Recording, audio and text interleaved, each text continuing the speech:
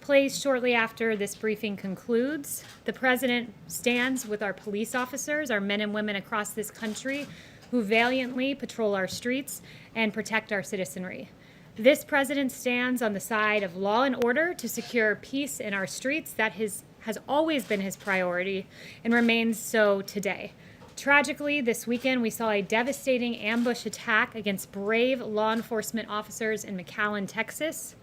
Officer Edelmiro Garza Jr., who was 45 years old, and Officer Ismael Chavez, who was 39 years old. And while responding to a domestic disturbance call, Officers Garza and Chavez arrived on scene to protect the people that they serve. They were met with gunfire. They were ambushed by a violent and dangerous suspect who horrifically shot before they even drew their weapon or had a chance to call for backup. We honor the lives and the service of Officer Garza and Officer Chavez. This president will always stand on the side of law enforcement and the heroes who protect and serve. And with that, I'll take questions. Rita. Hey, Kayleigh, thanks so much. No problem. As the number of cases and fatalities continues to break records, in the most recent interview President Trump did, he said, we are going to be in really good shape in the next 2 to 4 weeks. Can you share what evidence he's using to draw that conclusion? And what is the administration going to do differently in the next 2 to 4 weeks to stop the spread? So the one thing I would note is that when you look at the mortality rate, we're seeing that our efforts here at the federal government have been working. And to give you an example of that, when you look at New York and New Jersey, there were 21 deaths for every 1,000 cases, 20 deaths for every 1,000 cases in the case of New Jersey. Those were the ratios we were seeing just a few months ago. Now New York and New Jersey are down 1.7 per 1,000 and 1.8 per 1,000 respectively. And moving beyond New York and New Jersey, we're seeing in Florida, for example, though they have 12 cases for every 1,000, it is 0.2 mortality for every 1,000 cases. In Arizona, 0.3 deaths for every 1,000 cases. So we are seeing that our therapeutics are working, that dexamethasone and convalescent plasma and remdesivir are working, and that's something good, and it's something that the president takes note of. But 2 to 4 weeks is such a short time period. I mean, what specifically are you doing to stop the spread? There's a lot, and I'm very glad that you asked that because it is worth highlighting the work that we're doing each and every day. For one, we're surging personnel to Arizona, Texas, California. We already have people working in Florida, surging remdesivir to states that are seeing rising case numbers. We're also surging testing supplies to decrease turnaround time. These are several action items that Dr. Birx briefed me on before coming out here. The White House will be going to several states this week, Dr. Birx in particular, to Louisiana, Mississippi, Alabama, Georgia, South Carolina. We've sent 19 HHS teams to metroplexes, 8 more coming this week. So we are aggressively on the ground reacting to this virus, and we're encouraged to see the declining mortality compared to a few months ago. Jim, I haven't seen you in a few weeks. Yeah. Glad you're back. Thanks. Kayleigh, why is the White House trashing Dr. Fauci and sending out opposition research like memos to reporters? The president has gone off on anonymous sources in the past. Why not have the guts to trash Dr. Fauci with your own names? So President Trump, I'll refer you back, there's no opposition research being dumped to reporters. We were asked a very specific question by the Washington Post, and that question was, President Trump noted that Dr. Fauci had made some mistakes, and we provided a direct answer to what was a direct question. Hasn't the president made mistakes? He suggested at one point that Americans inject themselves with disinfectants, that sort of thing. Why not send out these notes to reporters about what Dr. Fauci said in the past with your names on it? They were sent out by a White House official. The president has said he doesn't trust anonymous sources, and yet you were sending out these notes to reporters anonymously. Look, I would note that in terms of the president and his record on coronavirus, he stands by the actions and the steps he's taken in this historic response. You have Dr. Fauci, who said that the record of this president is impressive. I can't imagine that under any circumstance that anybody could be doing more, and those are the words of Dr. Fauci. We provided a direct response to a direct question, and that's about it. And to the notion that there's opposition research and that there's Fauci versus the president couldn't be further from the truth. Dr. Fauci and the the president have always had a very good working relationship. Just a separate subject very quickly. Does the president or the administration plan to make it very clear to the Russian Federation that there should not be bounties placed on the heads of American soldiers serving in Afghanistan? We make that clear each and every day to every country around the world that this president will always stand by our law enforcement. No one's been tougher on Russia. Not law enforcement, I'm talking about military soldiers, U.S. yes, forces of overseas. course, that's what I'm saying. Our U.S. Not forces. just any country, the Russians. Will you tell and the every Kremlin country, and but President what you're Putin getting at- not to put bounties on the heads of American What soldiers? you're getting at, of course, we tell each and every country that, but what you're getting at is uncorroborated intelligence, and you're treating it as if it were true. To this day, there are varying views on the Russian bounty intelligence. DOD, NSC, and the ODNI all pointing that out. I'm not going to answer a question based on unverified intelligence, but rest assured, every country in this world is put on notice that bounties on the heads of U.S. troops is unacceptable, and this president will stand for U.S. troops at home and abroad. Yes. Thank you, Kayleigh. You mentioned a quote from Dr. Fauci, another quote from him. When you compare us to other countries, I don't think you can say we're doing great. Is there any reaction to that from the White House? When you compare us to other countries, we have the most testing in the world. When you compare us to other countries on case fatality rate, other industrialized nations, we're very low and beating most countries, if not all, in Europe. So we're doing a lot on the world stage, a lot right. Noted that we were supposed to have a ventilator shortage, and as it turned out, the U.S. actually sent ventilators all around the world. So the U.S. response has been historic, and by several metrics, including the three I just mentioned, we're beating the rest of the world. Thank you, Kayleigh. Could you just clarify the scope of Roger Stone's clemency? A federal judge is asking for this. Does it only apply to prison time, or does it also include the 2-year period of supervised release? I don't have the exact details for you on that, but I can follow up.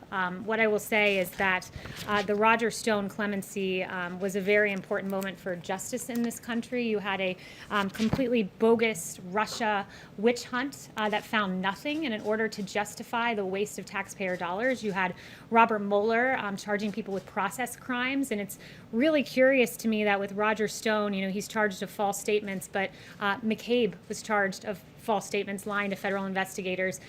Brennan, false statements to Congress. Clapper, false statements to Congress. But last time I checked, they didn't have 29 FBI agents wearing tactical gear, showing up at their house in a pre-dawn raid, wielding M4 rifles, sweeping across their lawn, as happened to Roger Stone. They didn't have 4 agents using battering rams, breaking down their front door over false statements.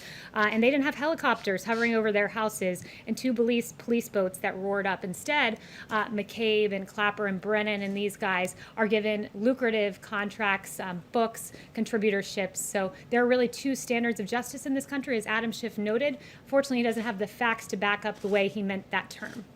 Mario? One more question, Yes, if I could. The president retweeted something this morning implying that he believes that he retweeted something saying that the CDC is lying about the coronavirus in order to hurt his chances of getting reelected. Does the president believe that the CDC is lying about COVID-19? The president, with his intent in that retweet, expresses displeasure with the CDC, some rogue individuals leaking guidelines prematurely.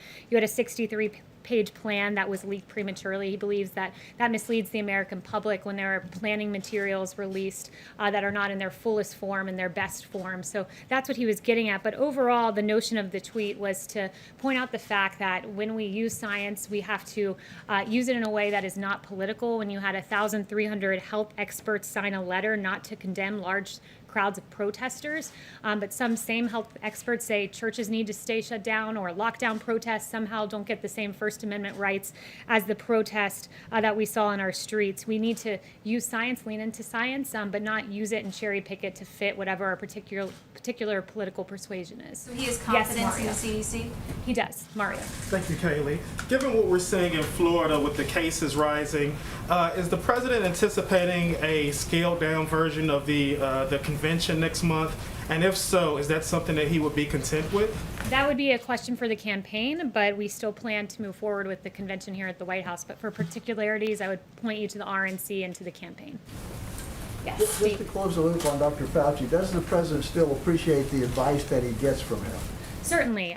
Dr. Fauci is one of many on the task force who provides advice. And I would note, Dr. Fauci is an epidemiologist, an infectious disease expert, and he provides his opinion there. You also have other experts like Dr. McCann's Katz, who are behavioral health experts who provide opinions about the holistic health of the child, and she's been a voice for reopening schools and the damage long-term lockdowns can do. You have Dr. Mustafa Salawi, who's working on the vaccines. So there are a number of scientists who are experts in various issues and various specialties, but the president takes the full opinions of the task force and the varying opinions sometimes and moves forward in a way he thinks is best for this country, like he did with the China travel ban. Secondly, Kayleigh, the travel ban with Canada expires in about a week. Is that going to be extended? Are you talking with Canada about that? So no announcements now for our plans with Canada. Yes, Arizona has more new cases of coronavirus than any country in the world, more than the European Union as a whole. So isn't by that metric the United States not doing as well as other countries in handling this? No, because when you lead the world in testing, that means that you identify more cases.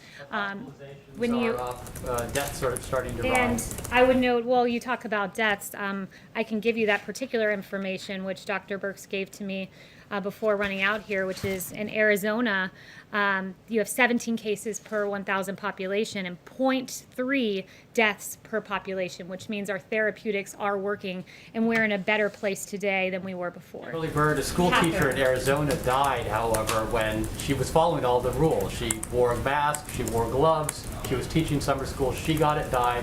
2 other teachers got it and are ill. Her family, her husband, her daughter. I mean, how do you tell parents of school children that it's safe to send their kids back to school when something like that happens? Well, I would point you to the words of the CDC director, who said children are not very affected by this and typically are not spreaders in this. But I would also point to the consequences of staying closed. We have to look at the holistic health of the child. And when you have, according to HHS, 1/5 of all child abuse cases being reported by teachers and educational staff, we cannot stay closed.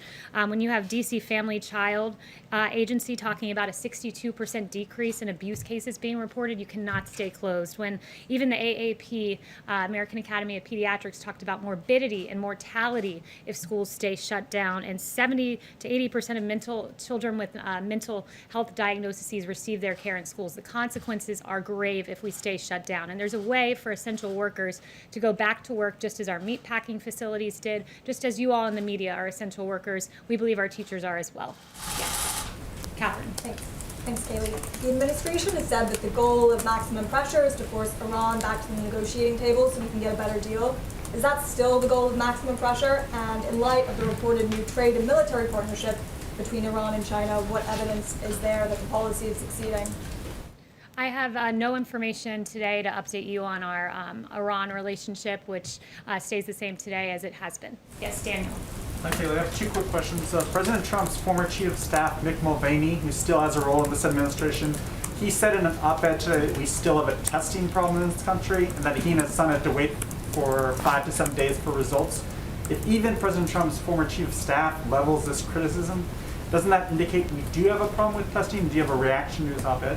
Yeah, our reaction is that we've tested, we lead the world in testing. We've done more than 40 million tests. That's an extraordinary number.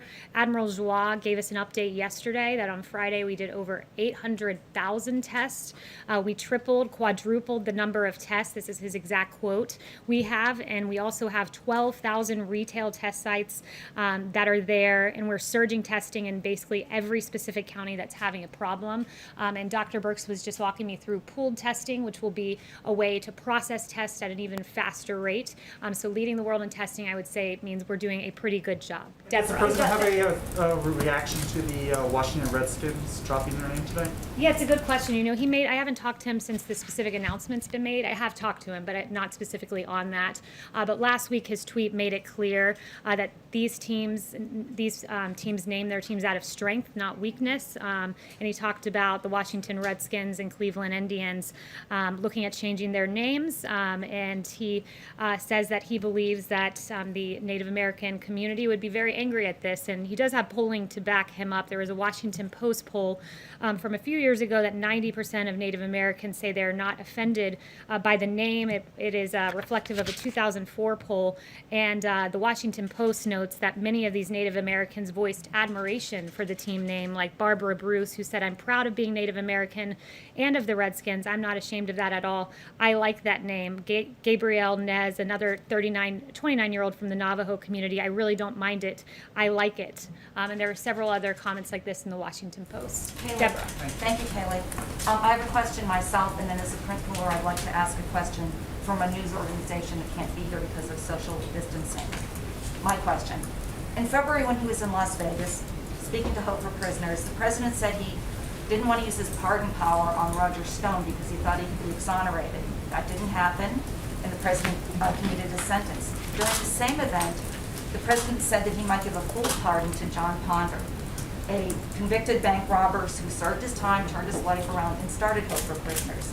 Is there going to be a pardon for John Ponder? And what about the more than 1,300 pardon applications sitting in the pardon attorney's office? Because there's talk now that people don't go to the pardon attorney's office, they go through the White House. Is that a good thing, or does it mean that only politically connected people can get pardons? So I have no update on John Ponder. It's absolutely not the case that only those who are politically connected get a pardon. This president is the president of criminal justice reform. This president did the First Step Act. This president has fought for those who are given unduly harsh sentences more than any Democrat who liked to talk about it but never actually did it. And in fact, when you compare the pardoning record of this president with past presidents, it's quite striking that this president's given 36 pardons and commutations. President Obama gave 1,927. And when you look at the nature of some of the pardons given, let's say under President Clinton, you talk about politically connected pardons. We can't get more politically connected with pardons than pardoning your brother, Roger Clinton, as President Clinton did. Susan McDougal, one of your associates who was pardoned for her role in Whitewater. Mark Rich, who gave $450,000 to the Clinton Library, or at least his wife did, donated $1 million to Democrat campaigns, and then he gets a pardon from President Clinton. And notably, a lot of these pardons were when he was going out the door. So this president's used it sparingly and instead focused on criminal justice reform, helping to rectify racial disparities in our sentencing. And Clinton and Obama Pierce did a whole lot of pardoning, and in some cases politically motivated, it seems, but didn't do a whole lot to help the innocent people who have served their time and been given unduly harsh sentences. I have a follow-up for someone who asked me to ask a question because of social distancing. This is from Jackson Richmond of the Jewish News Syndicate. What's the president's stance on Israel planning to apply sovereignty to parts of the West Bank and to Democrats? From Nancy Pelosi to AOC, who warned that such a move would undermine U.S. national security and the U.S.-Israel alliance. So I have no update today on the current status, but just other than the president has been a strong supporter of Israel. Chris. Thanks, Kayleigh. We're coming up on the 3-year anniversary of the president tweeting he banned transgender people from the military in any capacity, which led to the policy currently in place. Last week, a group of 116 lawmakers led by Congresswoman Del Bene wrote the administration urging them to lift the policy. Would the president reconsider the policy? I haven't talked to him about that specific policy, but this president is proud that in 2019 we launched a global initiative to end the criminalization of homosexuality throughout the world.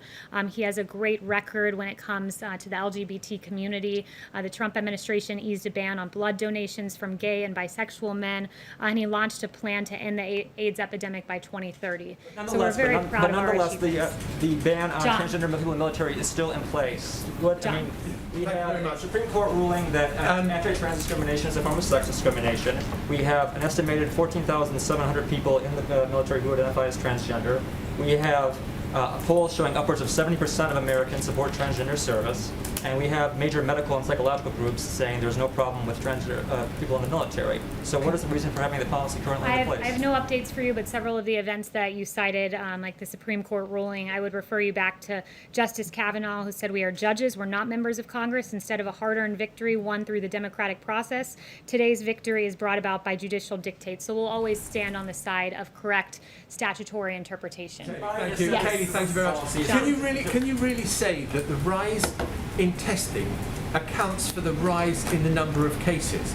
because the percentage of those testing positive has risen sharply.